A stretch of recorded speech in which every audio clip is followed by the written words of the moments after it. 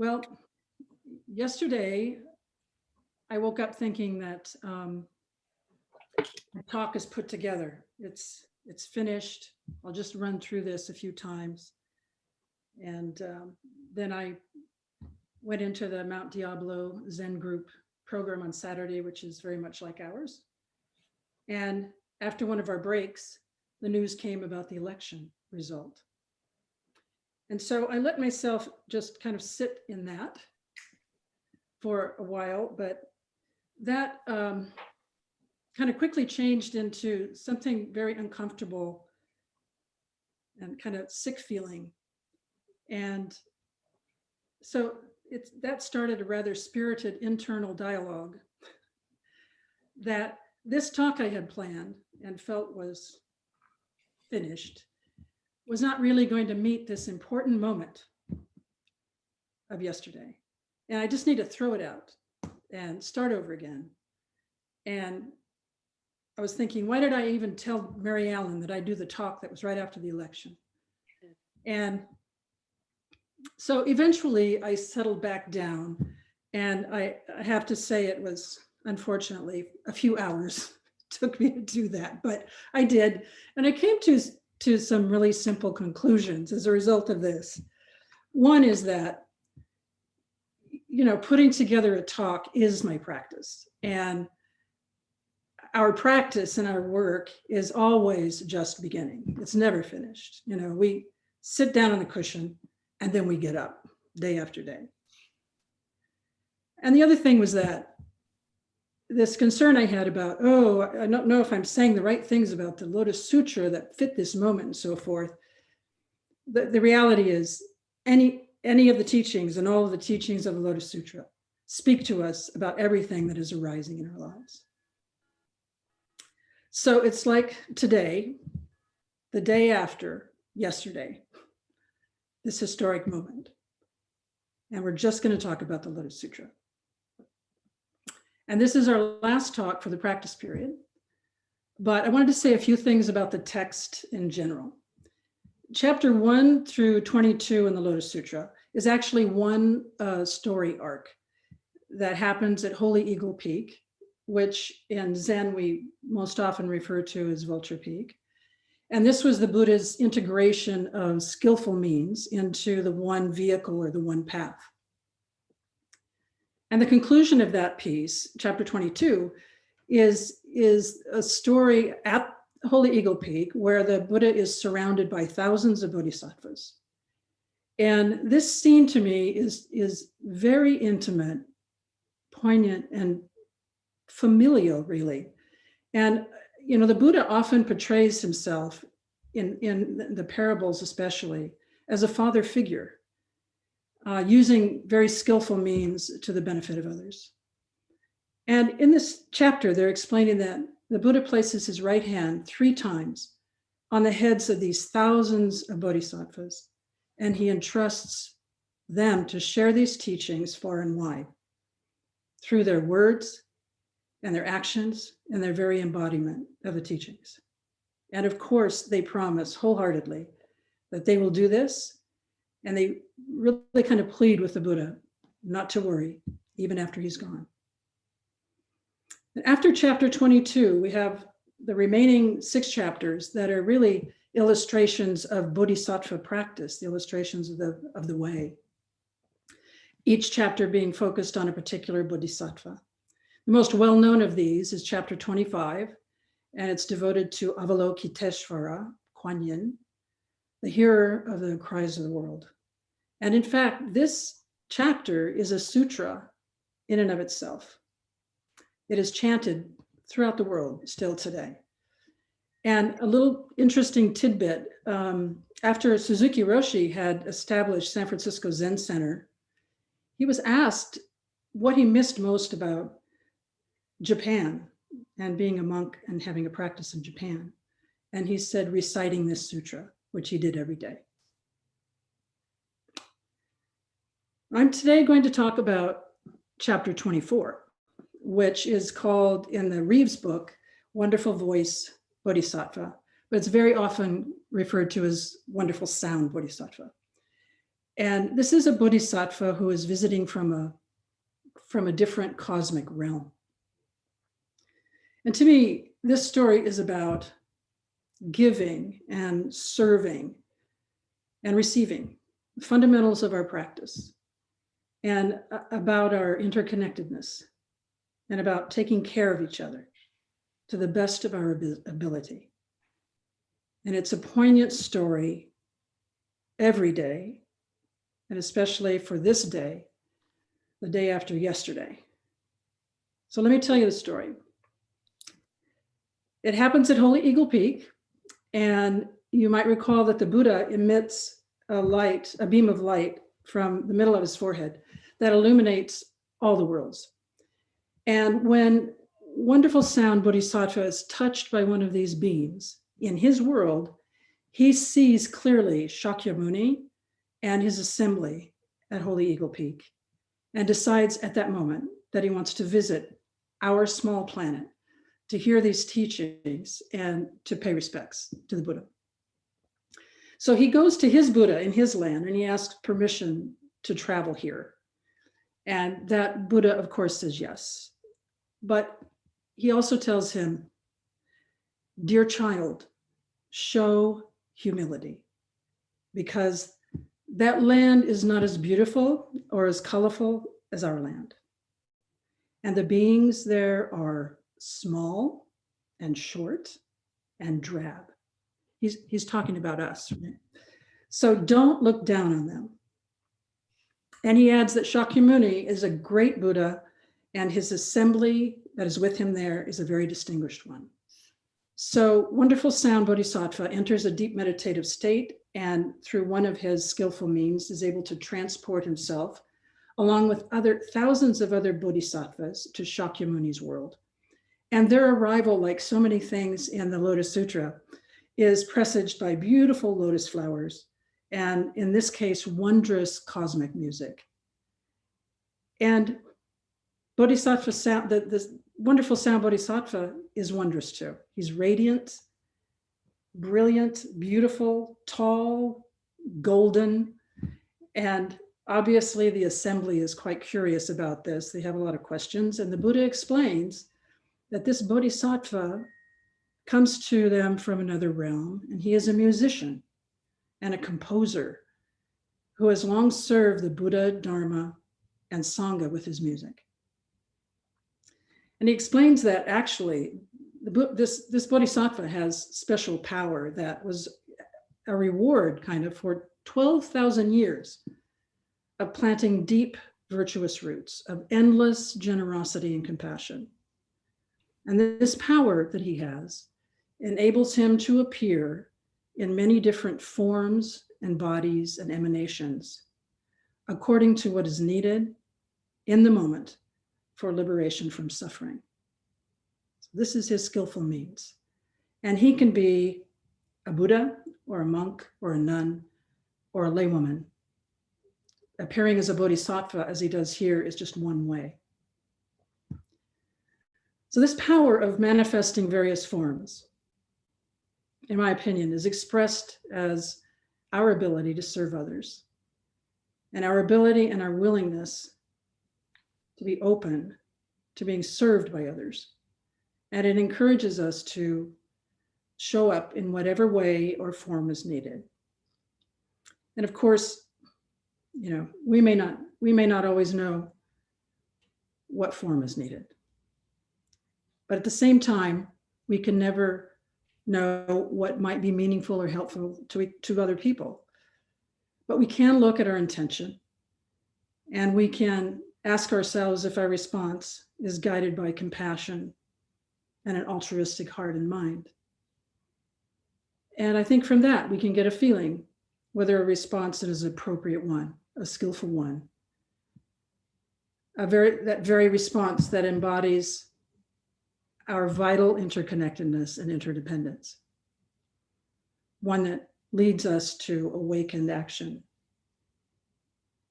this natural tendency that we have to be of benefit to other people, other beings, and non-beings. And this is what wonderful sound Bodhisattva embodies to me in all of his forms. You know, when I was putting this talk together, I was thinking about the first time that I heard this combination of words, show up and be of benefit. And it had a huge impact on me. In 2009, my mother entered a skilled nursing facility not far from me. And I came and went every day, often many times a day, and, you know, did what you might think I would do. I helped her with whatever she needed, dressing, walking in the garden, talking about memories that soothed her. I also, and I'm thinking of you, Ginger, because you can see me doing this, marched to the nurse's station when she needed help. I demanded to speak to the doctor when things seemed dire. I really did everything I could think of. And to me, it was still not enough. And I carried this with me after her death for many, many years. And then one day, I was having Dokusan. I was talking to Mary Ellen, having a conversation with Mary Ellen. And she said these words. She was talking about herself. I just show up and be of benefit. And at that moment, there was a discernible shift in me and this gentle release of this very strong grip on what I didn't do, of my guilt and my regret around that. But over time, it was replaced with this eventual, rather firm, consistent affirmation that I showed up. I did what I could. And it wasn't everything that could be done, for sure, but it was what I could do that I thought was beneficial. It was bearing witness and being present to all the suffering and the joys and the losses just as they are, without judgment or attachment to an outcome. And this story speaks to me in this way, very strongly to me in this way. But really, just as importantly, in another way too. Wonderful Sound Bodhisattva came here to receive the teachings and presumably to take them back and share them with the people in his world. So this story reminds us that others can and should be bodhisattvas to us, and can be if we open up to them and let them in. And this is harder for me, actually, receiving. And this has been very much on my mind during our practice period as your shuso, because I feel this giving and receiving every day.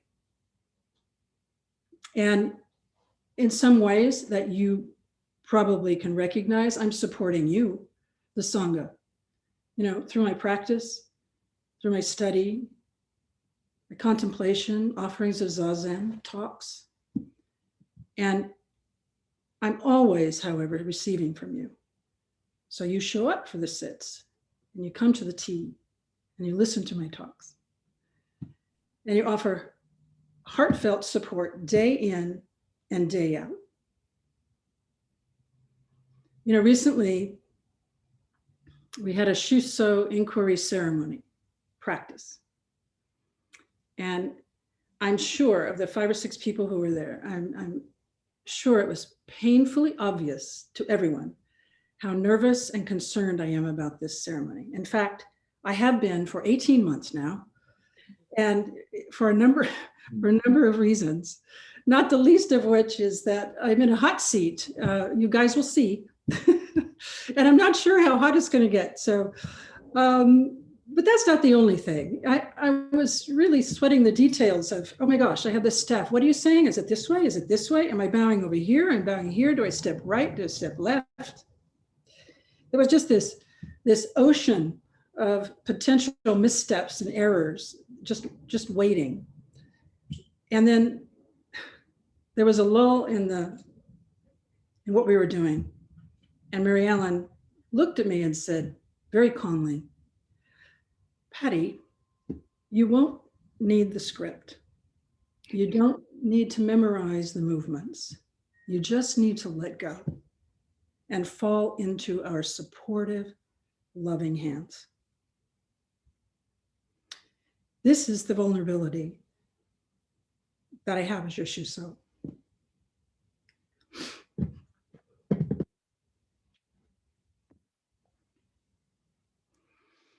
And this is one that can only come from wide openness and connectedness, because without that, vulnerability shows up as fear.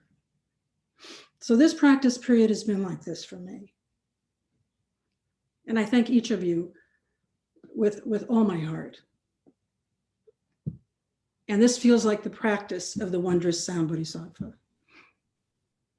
And about the sound, he's a musician.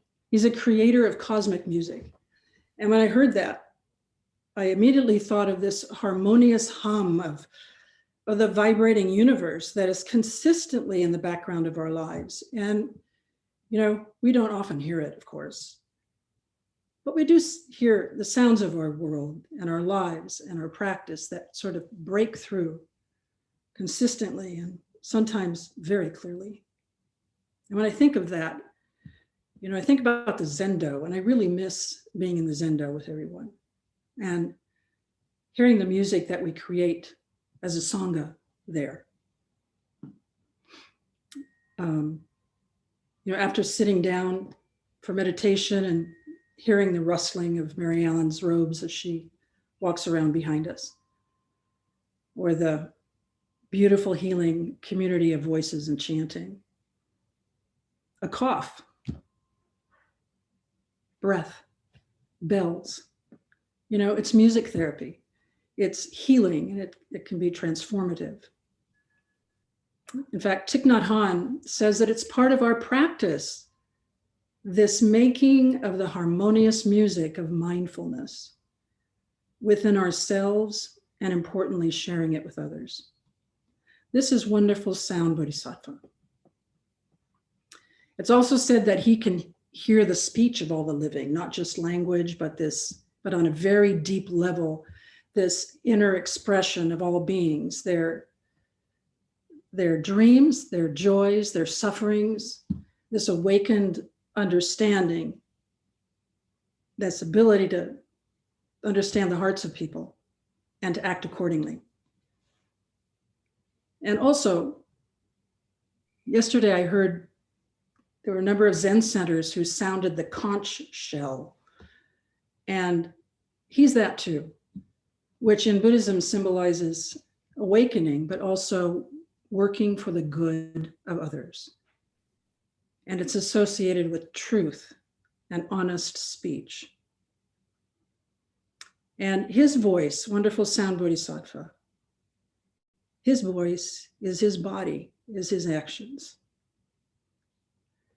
And we have another example of this in the Lotus Sutra, one of my favorite bodhisattvas, which is never disrespecting Bodhisattva. And you may remember him. I talked briefly about him in my first talk. So in his life, to everyone he met, he would put his hands in Gasho, bow, and say, "I will never disrespect you, because I know you are a Bodhisattva on your way to becoming a Buddha." And of course, people called him names and disparaged him and thought of him as a despised other. But he never stopped focusing on his own behavior, his own sound that he was putting out into the world. He just kept going on. And I'd like to share a song about him, actually, that Baika sent to Mary Ellen and I, and it's called Our Hero. And it's by Greg Fain and Ben Augustine. And Baika, please correct those names if you would, but would you say a few words about them, please? Sure.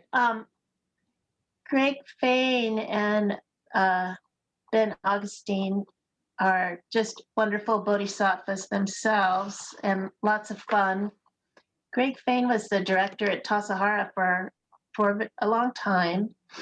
And his wife, Linda Gallion, and he both lived and practiced at the Berkeley Zendo, where I practiced for many years as well. He's often wearing cowboy hat and cowboy boots and Levi's, kind of a, one of those cowboy shirts, big belt buckle. Anyway, he's just loads of fun. And during practice period, there's often a skit night. So whatever your gift is, whether you sing or play music or can make up a little play to put on for skit night during practice period. So that's what this song came out of. Besides them getting together and just making up little songs and to play. Anyway, it's a wonderful song, and I actually live with Bodhisattva, never disparaged. So I have a wonderful. Kind of makes me nuts sometimes. Anyway, so I love this song. I hope you enjoy it. Thank you, Baika. I hope everybody can hear this. We're in the mountains and we're making music, so it must be mountain music.